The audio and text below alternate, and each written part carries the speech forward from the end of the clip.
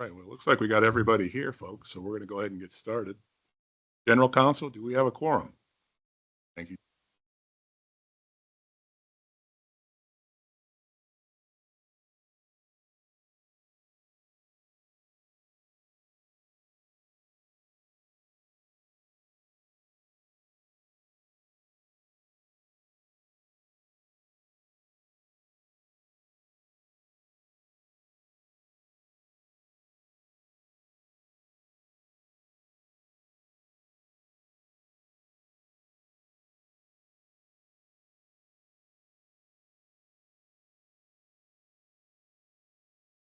Go off on me.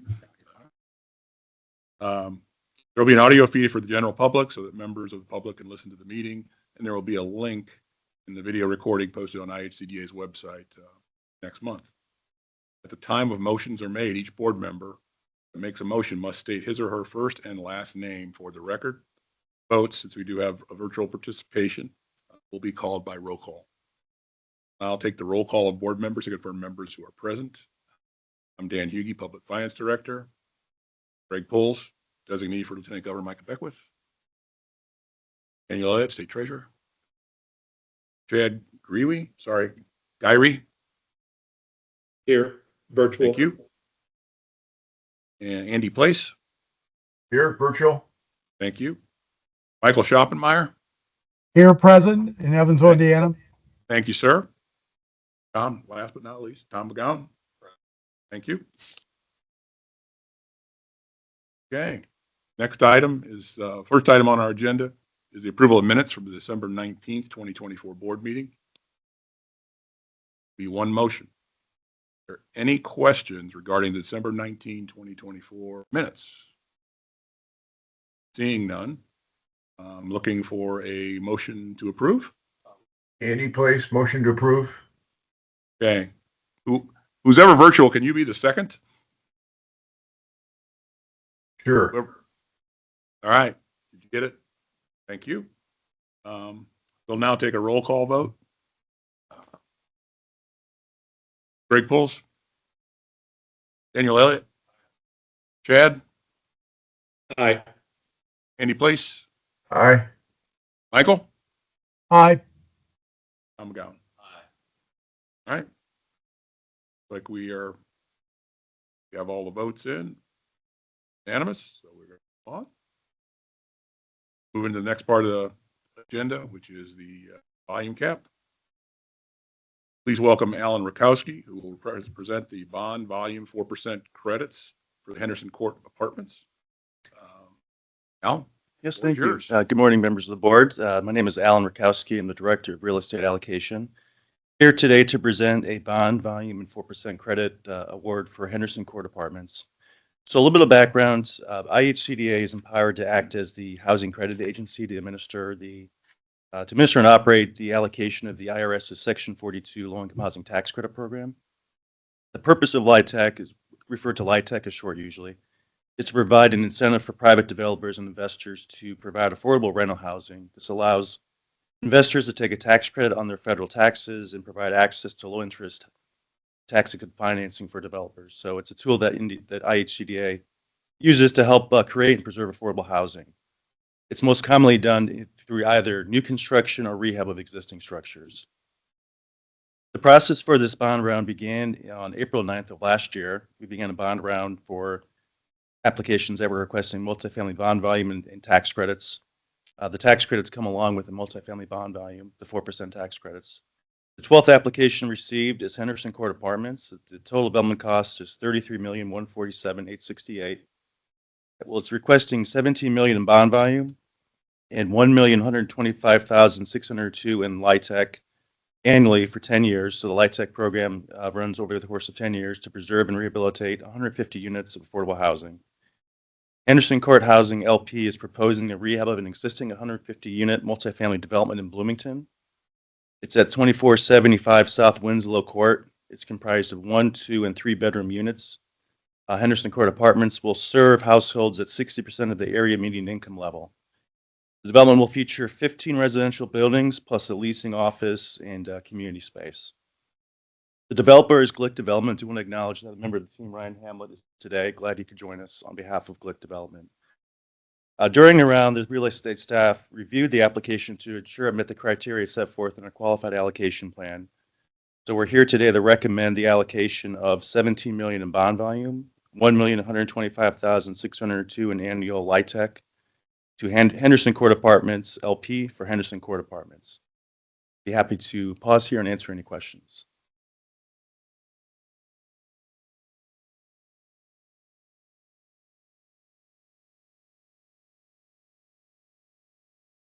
It is, and it helps that it's in the larger developments, you really get the economies of scale and be able to do quite a bit. So it's going to, yeah, it's definitely on the I guess the lower side, but it does meet the needs that are needed there. So.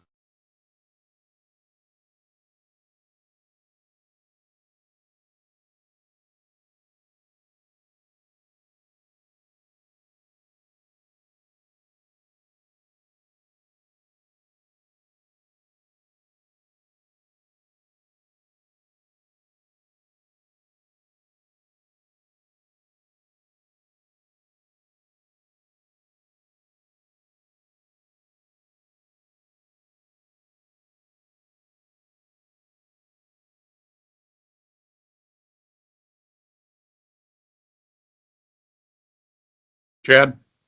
Sorry, my mic went dead again. Are we voting? Sorry, we couldn't. Yeah, I'm sorry. couldn't hear. We took a vote. Everybody in the room, two have already said yes, and now my mic is live again. I'm an aye. Thank you. Andy Place, Aye. Michael Schottmeyer, Aye. Aye. like the motion passed unanimously. Alan, thank you. All right, thank you. Appreciate it.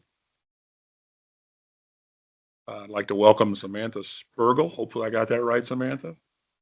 Who will now present the additional community housing development organizations known as CHDO, operating funding Blue River Services, Inc.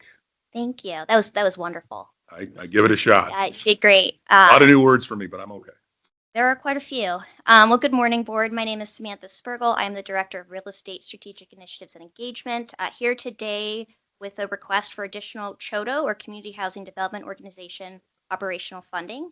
To provide a brief background, CHODOs are special non-for-profits that meet specific requirements under the Home Investment Partnerships Program grant, which is a grant that IHCDA receives yearly through HUD to provide subsidy to support production and preservation of affordable housing. CHODOs can receive several benefits through the program, one of which is operating supplement. They may apply for that operating supplement if they are certified as a CHODO and receive a construction award from IHCDA to, again, produce affordable housing. Under our policy, we also allow CHODOs to apply for a second swath of operational support if they meet several criteria. Those include they must have begun construction within the first 12 months of their executed contract. They have to have drawn a minimum of 25% of that construction contract and have drawn 100% of their original $50,000 CHODO operating supplemental award. Today, Blue River Services, which is a social service agency and development agency in Southern Indiana, has requested that additional $25,000. Blue River Services has been in existence for over 65 years. They have been a CHODO with IHCDA since the year 2000, and they have been able to support 19 rental projects culminating in 241 units, which is pretty tremendous. So this project that this award is a conjunction with is their Sunset Ridge Apartments, which is in Corydon, Indiana, which will be 10 units, a multifamily. They have drawn roughly $1.2 million of their $1.5 million project, demonstrating that they have met our criteria as outlined in our policy. I'm happy to pause there with answer any questions.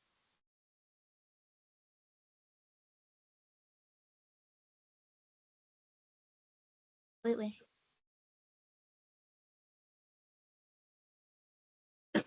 See Samantha, So- Mike Schottmeyer, can you hear me? Yes. So when we were in Corydon for the meeting a few months ago, give me some bearing on where this project is in comparison to when we met, which was it was an age limited property in an old school building, I believe.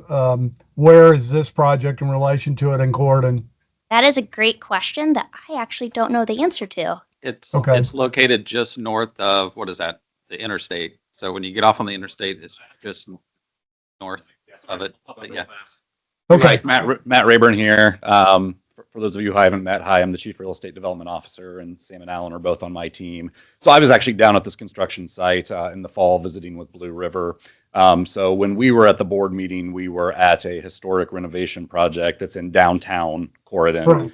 Right. So that would be kind of heading west off of when you get off of 64.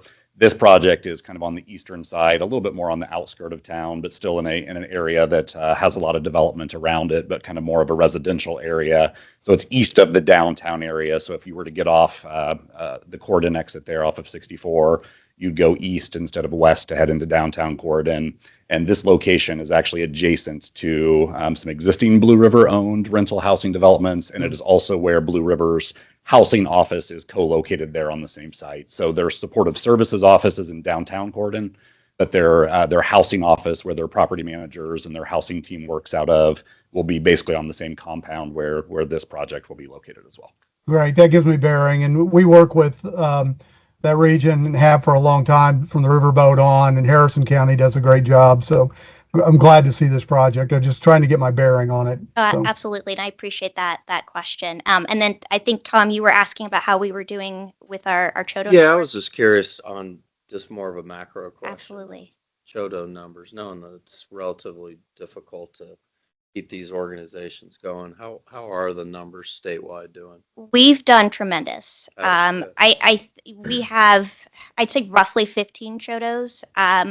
We have, if you remember from our last year home rental route, 100% of the awards were awarded to Chodos. We have continued to provide outreach to non-for-profits to hopefully get them to the point where they can certify as a Chodo. We have a Chodo working group that meets quarterly. And then we did, actually, as of this week, we did a training on the Chodo regulations. We had about 17 individuals who attended that online training, most of whom were not representing organizations that are currently Chodos. And so I think that there is a lot of support from our nonprofit network to take advantage of a lot of the benefits that we offer with Chodo. So beyond our upland reading supplement, we also offer pre-development loan at 0% financing. So that is, I think the benefits certainly help us continue to grow that network. That's great. Yeah. Good to hear. I had just one other thing. Sam and the team has done a great job with this, but not just the certification, but actually the capacity that you're seeing with our Chodos are strong. It's one thing just to certify them to have not-for-profits that may not have some challenges fiscally. But our Chodos are really, I think we've really focused on also building up their capacity to take on developments and just organizationally wise as well. And having good board makeup, good board memberships and governance. Infrastructure. Yeah, so all of that plays into that. And I do think that our Chodos that we do have are very strong right now and having big impacts. With that being said, I know Mike likes to bring this up. There are gaps in the state. There are pockets where we don't have Chodos, and it's really hard. We've been trying to do the outreach, trying to get not-for-profits interested in those areas, but it continues to be a real challenge for us in some of our smaller rural counties to have a Chodo that's dedicated to housing and development. So But we'll it's a continue. work in progress. Yes, but we will continue to identify those gaps and to continue to do that outreach, and that's our commitment. Fantastic, thank you. At my page.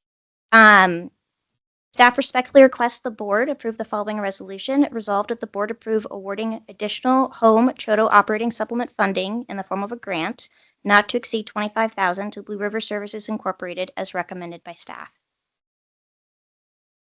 I would make the motion to pass that. And as my comments, as I said, Harrison County and Blue River have done a great job, an example of what we're talking about. So I'd be honored to make the motion, Mr. Chairman.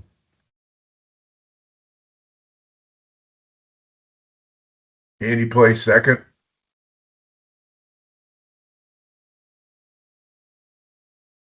Can you hear us? We can't hear you again. Sorry. I'm still used to these mics, guys. We will now take a vote. Go through the roll call. Greg Pulls. Fraser Elliott. Aye. Chad Grewe. Aye. Andy Place. Aye. Michael Schopmeyer. Aye. Amagon. Aye. Like we have unanimous approval. Great. Thank you so Samantha. much. I can tell you're really excited and called to do what you're doing. Thank you. I really appreciate that. Thank you very much. So we're moving into the operations part of the agenda.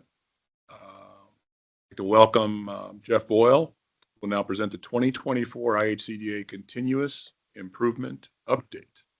Yeah, Board, thank you. Thanks for having me. My name is Jeff Boyle. I'm the Business Process Improvement Consultant with the agency.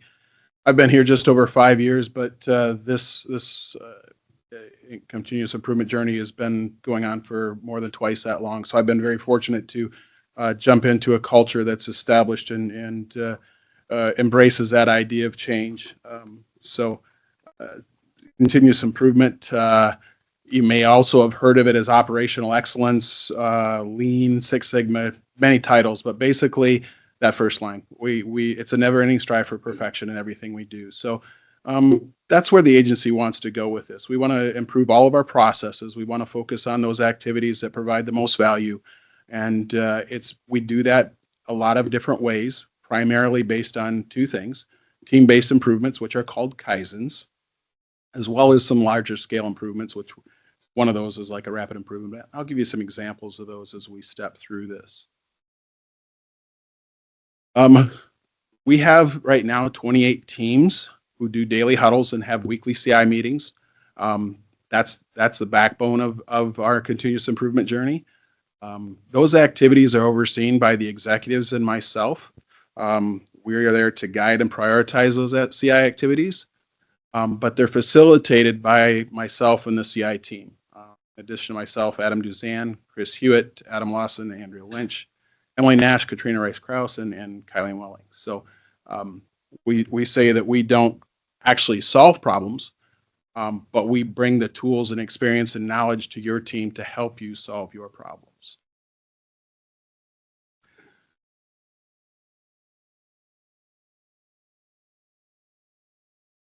Some of the specific tools and events we do rapid improvement events, which are typically multi-day events, which encompasses everybody involved with the process.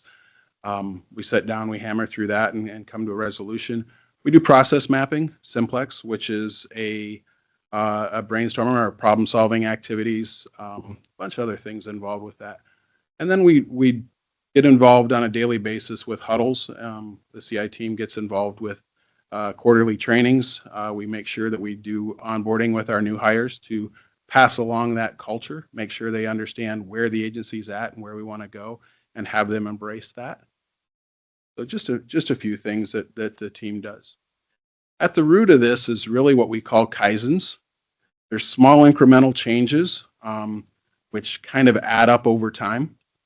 And a breakdown in quarter, we're looking at those.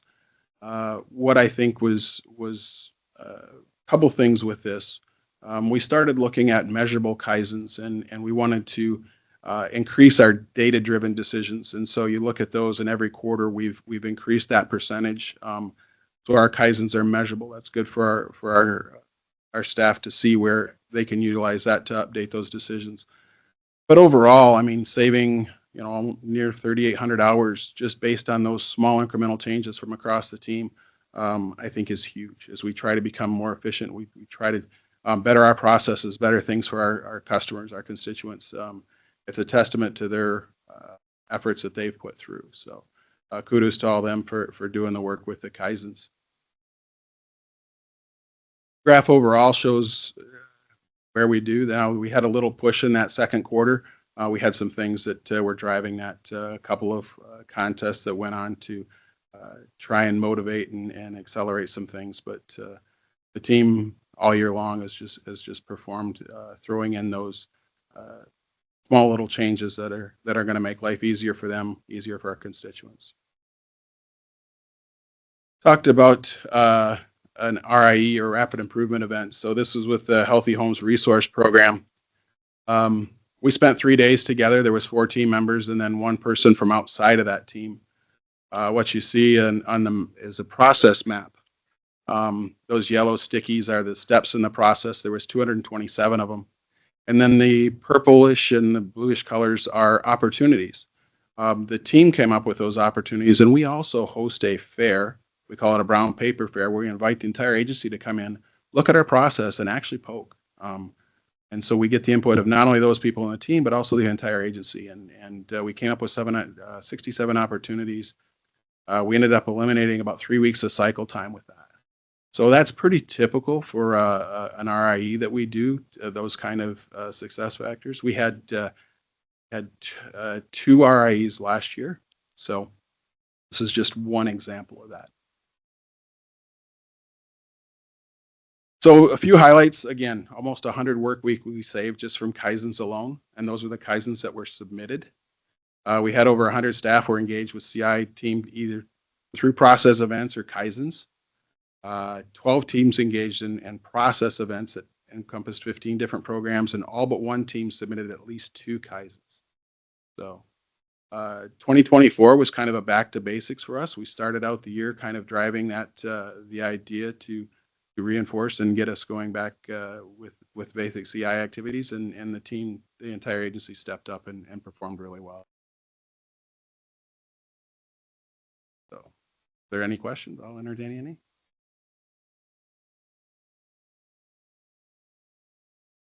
Jeff, thank you for your presentation. Board members, any questions? I do have one. The additional 100 work weeks saved, can you maybe give me a little more color on that? Because that's like 2 years. Yeah, part of that, we got roughly 180 associates, if you 9,000 work weeks. So we've saved just a little over 1%. That's just in small incremental changes. That's been captured by Kaizens. I'm sure there's more activities and savings, but yeah, that helps give me a little more perspective, because that Yeah. number looks really, really awesome, but I wanted to get to the granular level of it. Yeah. So I don't have anything else. Any other board members have any questions for Jeff? This is just an update to the board. There is no resolution. Jeff, thank you for your time, your hard work. Moving into executive director update. Jake, Yeah, what kind of exciting news do you have? Okay. Well, one thing I do want to just mention as part of, as we kind of measure, one of the most important things with CI is measuring and developing, how are we removing red tape? Where are the cost savings? But more importantly, which is within the Kaizen, at the incremental level, is how do you measure that?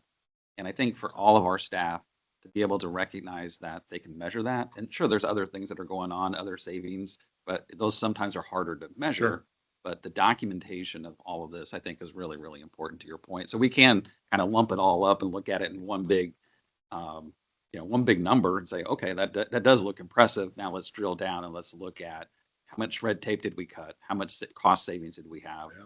What was the reduction of turnaround time or duplication of work? Or we know that oftentimes we're continually to rework things. So just measuring that, I think, is really one of the bigger takeaways. And the other thing I'll just point out too is everyone at IHCDA is empowered to make change happen.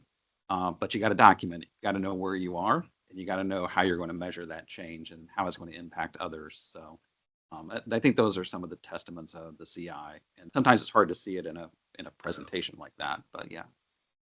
Lots of good stuff. I'll make a comment. Coming from a software engineer background, we call it agile programming. It's the same process, where you take all of these different pieces instead of, oftentimes you want to make, we get caught up in our process and it takes a long time to do things. So if you're measuring it, what did we accomplish over the course of a year, 2 years, it doesn't look as impressive until you start to look at all those little increments that you did. So I actually want to make sure I just recognize the staff and the work you guys have done. I saw that board up there. I'm like, I'm very familiar with that. So I appreciate that. I don't want to leave here without recognizing that yes, you guys do a good job, and those incremental achievements actually are what help make this organization do as well as it's doing. I come in once every so often for a board meeting, so I don't get to see the day-to-day work, but all this gives me a lot of confidence in what I'm seeing so far.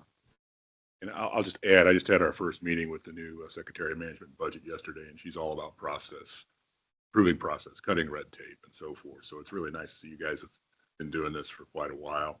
I'm going to go ahead and make sure I forward the slide deck over to her to take a look at to see the good thing here. For my update this month, if we remember back in October at our board meeting, we had provided with the bonds that we awarded today, these developers have 12 months to close on their financing because we want these deals to get in the ground. We want that work to start happening on the rehab. We don't want these developments and the financing to linger on. So we do have a 12-month timeline for them to close. We did have some challenges with some of the developments hitting that 12 months. So if you remember at the October board meeting, we asked the board to provide us with a 45-day extension for these developments. And there were 6 of them that needed to close by the end of December. I just want to update the board that all 6 of those developments did close. Good job. And they are now have all the financing in place. Their construction started, or that's new construction and rehab. So I'm really proud of the work that the team did to get these deals closed and that work started. So yeah. How often do you give extensions like that? That was the first time we've done that. Okay. And we do have 3 more deals that have there's 5 deals, 3 that have a March deadline and 2 that have an April deadline that we also gave the 45-day extension. So there's still 5 more deals out there that we're working with. We're pretty confident that they're all going to close as well. But it was nice that we were proactive and provided that 45-day extension. So Yeah, thank the board for that. I will admit, 45 days when you're sorting out a capital stack and trying to get things closed is not a lot of time. Yeah. So that's Yeah. great that all. Somebody put their running shoes on. Yeah. Yeah, we did have them running, that's for sure, because these are not easy deals to close. These are pretty complicated. The capital stack's probably got 5 or 6 different sources. Next Wednesday is what's called the point in time count, and that's an event that we have in 91 counties across our state that IHCDA works with organizations to go out and to count our homeless population. We do this once a year, and so we have volunteers from all over the state. We have regions that have pulled together all of this pieces. Our team's been doing a great job with Jesse and I should probably start naming names, but they've done a really nice job with the trainings and everything and getting volunteers ready to go out. And so I just want to make the board aware of that event that's coming up next Wednesday, that count. The numbers from that count, are usually available probably around June or so as we pull everything together from all 91 counties.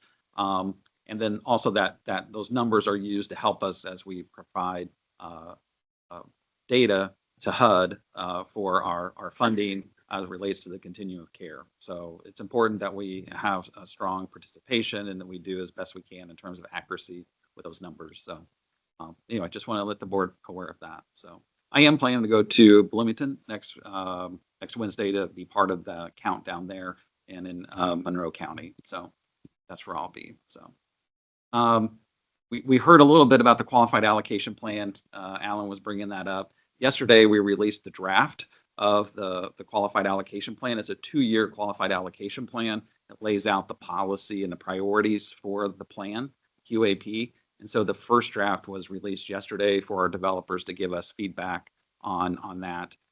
We'll go through, we'll have 2 public meetings. We'll do 2 drafts. So we'll take comments from this one and then make changes that we receive on the feedback. And then we'll release another draft sometime in February. The goal is to get this to the board by March, the draft for your approval. So then we can send it over to the governor, Braun, for his signature on approving the qualified allocation plan. And having the round start maybe in April is what we're planning for the bond deals, is potentially that early. So just an update on that. And then lastly, the February board meeting will be here at IHCDA, same spot. Same place, same time, at 10 o'clock here at 8:25. So that's my update, Chairman, for this month's IHCA board meeting. Thanks so much. I appreciate If I may put one other item on the record. Sure, go ahead. Yeah, want to put on the record for Tom, passing of his father in the last month, a great steward for the state of Indiana, particularly on the tourism side, across the board in every way. And Tom, I know you have our sympathies, and I want on this record in housing recognize his father and what great things he did for Indiana. Good man. Got to meet him many times, and sorry about your loss, Tom. Thank you, Michael. Well, it's been a pleasure to be at this meeting. You're on a good show, Jake. I appreciate it. Everything handled very well. For the next meeting, and nice to meet everybody. Motion, I guess we have to take a motion to adjourn. Do we need a motion? Okay, this meeting is adjourned. That's quick and easy.